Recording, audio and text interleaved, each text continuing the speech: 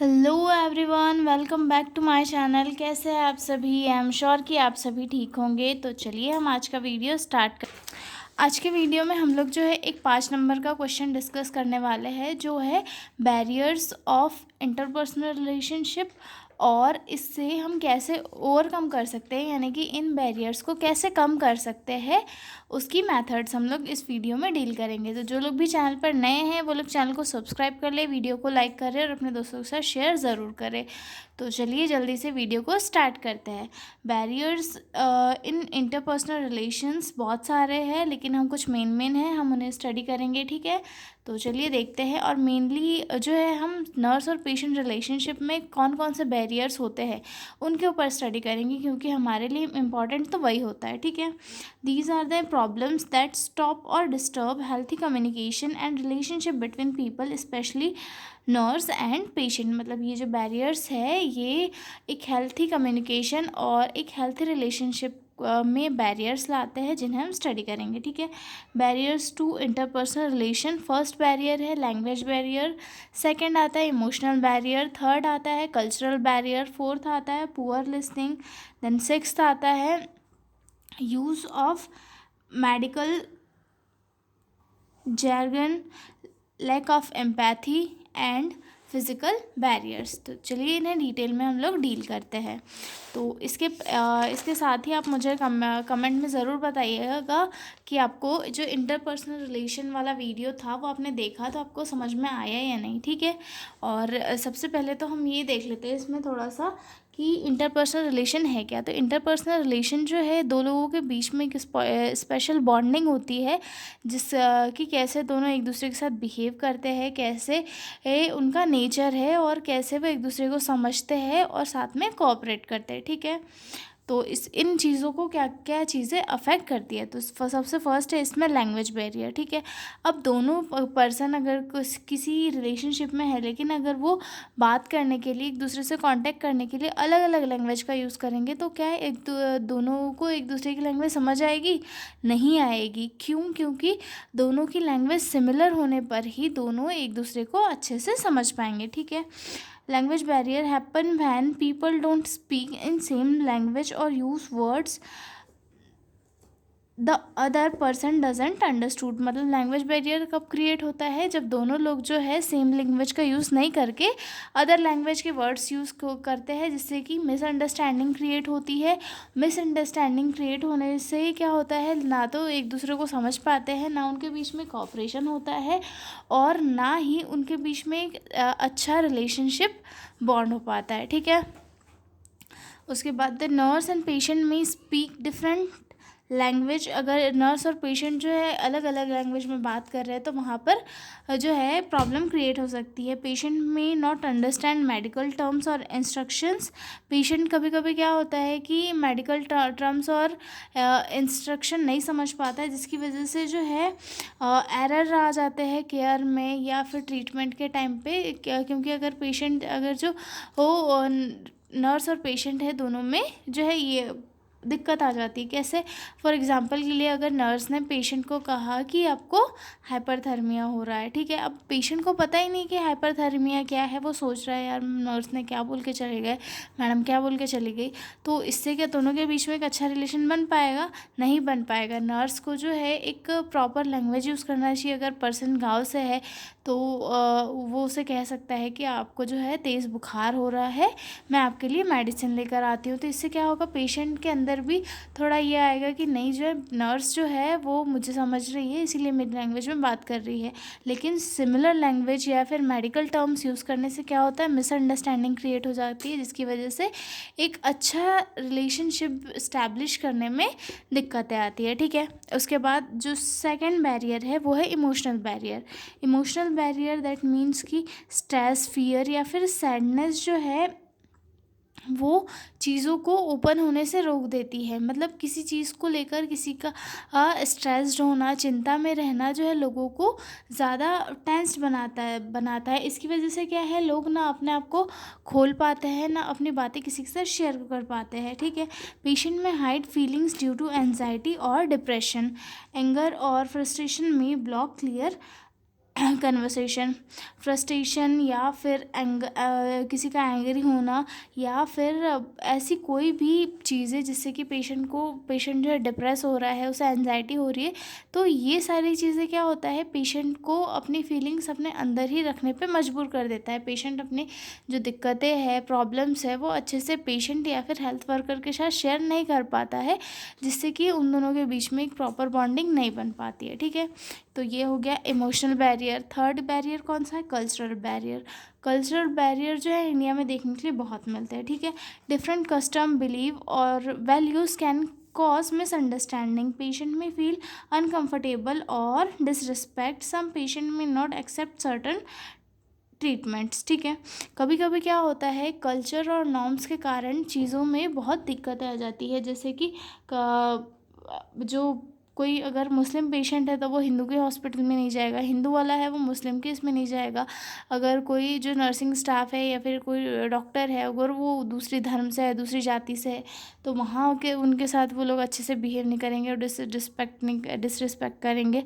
तो ये सारी चीज़ें क्या होता है, एक प्रॉपर ट्रीटमेंट में बैरियर कॉज करते हैं। उनके बीच में ना तो कोई रिलेशन बन पाता है, ना वो एक दूसरे के साथ कोऑपरेट कर पाते हैं। ठीक है, तो कल्चर्स और बिलीव्स के कारण भी जो है बहुत सारी दिक्कतें लोगों को फेस करनी पड़ती है। ठीक है, उसके बाद अगला पॉइंट है लैक ऑफ ट्रस्ट। मतलब ट्रस्ट नहीं होने के कारण भी जो है रिलेशनशिप बिल्ड होने में दिक्कतें आती है। ठीक है, the patient may not believe the nurse is truly there to help।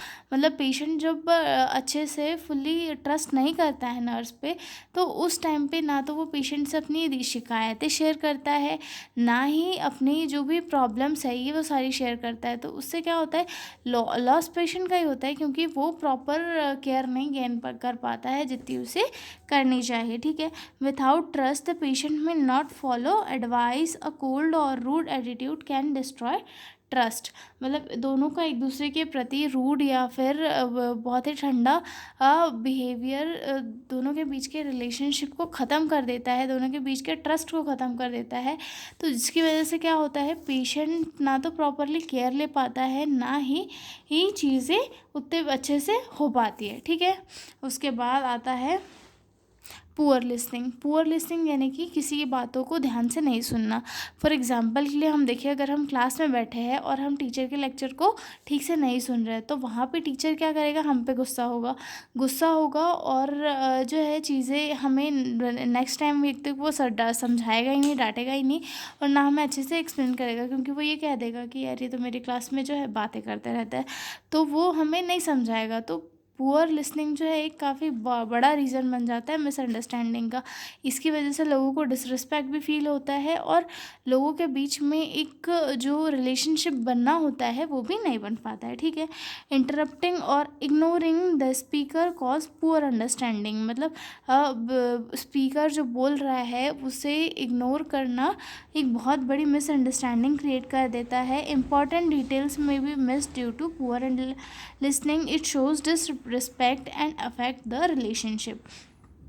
Poor listening के कारण क्या होता है, जो वो इम्पॉर्टेंट न्यूज़ होती है, इम्पॉर्टेंट ये जो भी ये डिटेल होती है वो मिस हो जाती है, और जिसके कारण क्या होता है, लॉस हमारा होता है। ठीक है, it shows disrespect and affect the relationship. और इसके कारण क्या होता है, रिलेशनशिप भी पर भी अफेक्ट पड़ता है और डिसरिस्पेक्ट भी शो होती है, जिसके कारण क्या होता है कि सामने वाले को ये लगता है कि सामने मेरी तो कोई रिस्पेक्ट नहीं कर रहा है, तो इन्हें बता के भी कोई मतलब नहीं है, वो हमारी हेल्प नहीं करता है। ठीक है, use of medical terms. Completed words confuse the patient. Use of medical terms, complicated words confuse the patient.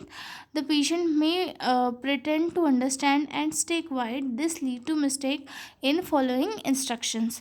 Use of medical जो सोसाइटी है उसमें मोस्टली ये देखा जाता है कि कोई भी हेल्थ केयर वर्कर अगर किसी चीज़ को लेकर मेडिकल टर्म यूज़ करता है, तो उसे पेशेंट कई बार 95 टाइम जो है कोई समझ नहीं पाता है। लेकिन कुछ पेशेंट होते हैं जो पूछ लेते हैं कि सर इसका क्या मीनिंग है।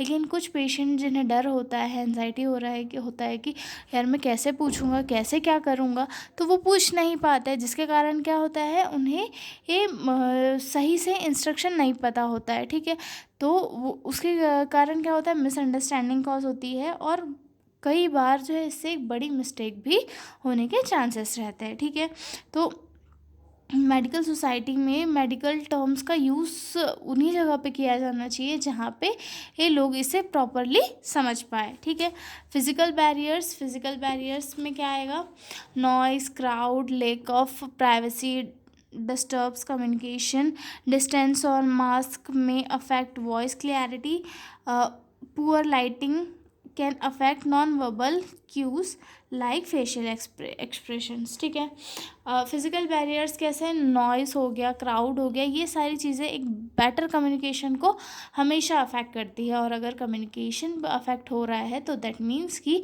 दोनों के बीच का जो रिलेशन है वो भी कहीं ना कहीं डिस्टर्ब हो रहा है। तो सबसे पहले अगर दोनों के बीच का रिलेशनशिप अच्छा हो पेशेंट और नर्स के बीच में का, तो वहाँ पे जो है एक प्रॉपर कम्युनिकेशन होना चाहिए और कम्युनिकेशन के थ्रू ही एक अच्छा रिलेशनशिप बिल्ड हो सकता है। ठीक है, डिस्टेंस होना दोनों के बीच में ज़्यादा, वहाँ पे भी क्या है, दोनों एक दूसरे की बातों को सुन नहीं पाते हैं। मास्क वगैरह लगाना जिससे कि क्लियर उन्हें वॉइस नहीं जा पाती है। ठीक है, और अगर लाइट नहीं हो एरिया में तो वहाँ पर भी जो नॉन वर्बल वर्ड्स है या फिर नॉन वर्बल जो इशारे हैं वो नहीं हो पाते, जिसके कारण मिसअंडरस्टैंडिंग कॉज होती है। ठीक है, अगला पॉइंट है हमारा लैक ऑफ एम्पैथी। अगला पॉइंट है lack of empathy. People when don't understand और care about other feeling it weakens the bond.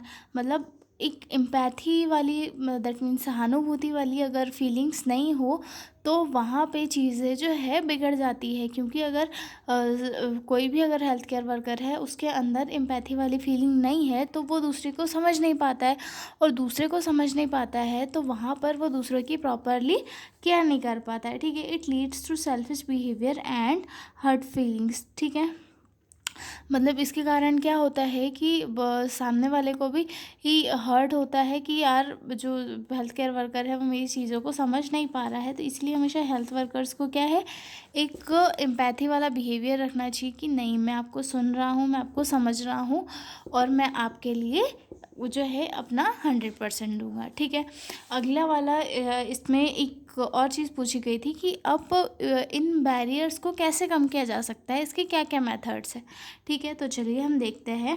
तो सबसे फर्स्ट मेथड है इसमें use of simple language. Simple language का यूज़ करके जो है चीज़ों को काफ़ी ख़त्म किया जा सकता है मिसअंडरस्टैंडिंग वाली। ठीक है, speak slowly and clearly in the patient language, avoid medical word or explain them in simple terms, use visual aids or gesture if needed. Use simple language का यूज़ करने से पेशेंट भी हमारी बात को सुन पाता है और हम उसे जो है अच्छे से समझा भी पाते हैं। और अगर बेहतर ये होगा कि पेशेंट जिस लैंग्वेज का है, अगर हमें वो लैंग्वेज आती है तो हम उसी लैंग्वेज में उससे बात करें ताकि वो हमारी चीज़ों को अच्छे से समझ सके। अगर हम उसी की लैंग्वेज में उससे बात करेंगे तो उसे ये लगेगा कि यार सामने वाला तो कितना अच्छा है, मुझसे मेरी लैंग्वेज में बात कर रहा है मेडिकल लैंग्वेज यूज़ ना करके नॉर्मल लैंग्वेज में बताए, जिससे कि उसे हर चीज़ क्लियरली समझ आए, वो हमारी फीलिंग्स को समझे, हम उसकी फीलिंग्स को समझे। और अगर हम थोड़ा उससे अपना नेचर उसकी ओर झुकाव वाला ये कराएंगे तो उसके और हमारे बीच में एक बहुत ही अच्छा जो है IPR मेंटेन होगा। ठीक है, उसके बाद सेकंड थिंग है develop trust, be polite, kind and respectful, keep patient information confidential, be honest and liable in care. Patient के पेशेंट और नर्स के बीच में जो है एक ट्रस्ट का रिलेशनशिप होता है, वो अगर अच्छे से डेवलप है तो चीज़ें काफ़ी अच्छे से आगे बढ़ती जाती है। पेशेंट के साथ पोलाइट रहना, काइंड रहना, रिस्पेक्टफुल रहना और मतलब अपनी जो इन्फॉर्मेशन है उसको लेकर क्लियर रहना एक बहुत ही इम्पॉर्टेंट थिंग होती है, जो वो ना कि आईपीआर को मेंटेन कराती है, जबकि मेडिकल और हेल्थ केयर की जो सर्विसेज है उन्हें भी इम्प्रूव करती है। और पेशेंट के पॉजिटिव जो पेशेंट को एक पॉजिटिव इनकरेज करती है, साथ ही साथ पेशेंट का जो ट्रस्ट है उसे भी बढ़ाती है। ठीक है, उसके बाद अगला पॉइंट है be grateful, be a good listener. ठीक है, listen without interrupting, slow interest using eye contact and nodding, repeat back important point two confirm understanding. ठीक है, एक अच्छा लिसनर बनकर भी लोगों की बातों को सुना जा सकता है, उन्हें समझा जा सकता है और उन्हें ये फ़ील कराया जा सकता है कि वो हमारी लाइफ में इम्पोर्टेंट है, हम उन्हें सुन पा रहे हैं और हम उनकी सुन रहे हैं। तो इससे क्या होगा, वो हमारे ऊपर ट्रस्ट करेंगे, हमारे एडवाइस को फॉलो करेंगे और हमें समझने की कोशिश करेंगे। ठीक है, बिना किसी इंटरप्शन के सुनना, उनकी आंखों में आंखें डाल के सुनना और जो वो उन्होंने सेंटेंस कहा उसे रिपीट करके उन्हें ही सुनाना, इससे क्या होगा कि पेशेंट को ये लगेगा कि ये मेरी बात सुन रहा है, उसे समझ रहा है, तो ये मेरा जो है एक अच्छा साथी है, मुझे इसकी बात माननी चाहिए और वो अपने हेल्थ में जो है धीरे धीरे इम्प्रूवमेंट लाने की कोशिश करेगा। ठीक है, तो ये थर्ड मेथड होगी बी अ गुड लिसनर। अब फोर्थ मेथड होगी शो एम्पैथी, सहानुभूति दिखाना, सहानुभूति फील कराना लोगों को एक हेल्थ केयर में बहुत ही इम्पॉर्टेंट होता है, क्योंकि जो कोई भी पेशेंट हॉस्पिटल कब आता है, जब वो उसे मेंटली फिज़िकली कोई भी हार्म हुआ हो, उसी की वजह से हॉस्पिटल आता है, तो उस टाइम पे उसे एम्पैथी जो है बहुत ही सहायता प्रदान करती है, उसके एंजाइटी को रिड्यूस करती है, उसकी चिंताएं जो है वो धीरे धीरे ख़त्म करती है। ठीक है, understand the patient emotion and be supportive, patient को समझ के उसके साथ सपोर्टिव रहना एक बहुत ही इंपॉर्टेंट होता है, इससे बहुत ही अच्छी तरीके से आईपीआर मेंटेन होता है। ठीक है, यूज़ जेंटल वर्ड एंड काम tone, avoid judging the patient, patient के साथ एक जेंटल और बहुत ही नॉर्मल टोन में बात करना, काम टोन में बात करना और पेशेंट को बिना जज किए उससे बात करके उसे अंडरस्टैंड,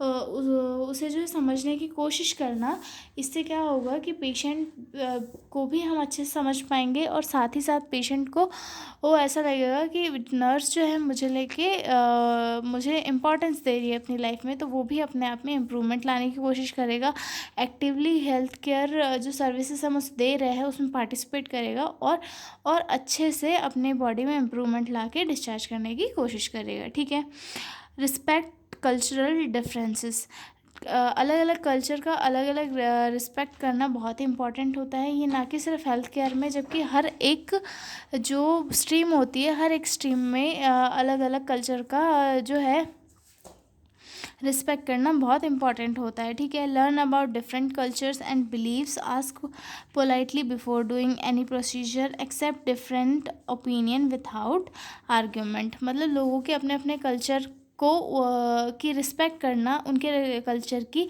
और कोई भी प्रोसीजर करने से पहले उनसे परमिशन लेना, परमिशन लेने के बाद में उन्हें उनसे कोई किसी बिना किसी आर्ग्यूमेंट के उनसे बात करके जो है उन्हें केयर प्रोवाइड करना। इससे क्या होगा कि पेशेंट को ये लगेगा कि सामने वाला भले ही बंदा दूसरे कल्चर से बिलोंग करता है लेकिन ये हमारे कल्चर की रिस्पेक्ट करता है, तो वो हमारी भी रिस्पेक्ट करेगा और हमारा जो कल्चर है उसकी भी रिस्पेक्ट करेगा और हमें भी धीरे धीरे ये हमारा जो वर्क है वो करने देगा। ठीक है, उसके बाद अगला पॉइंट है give emotional support, emotional support देके भी जो है पेशेंट का के साथ आईपीआर बहुत अच्छे से मेंटेन किया जा सकता है। ठीक है, encourage the patient to express feeling, से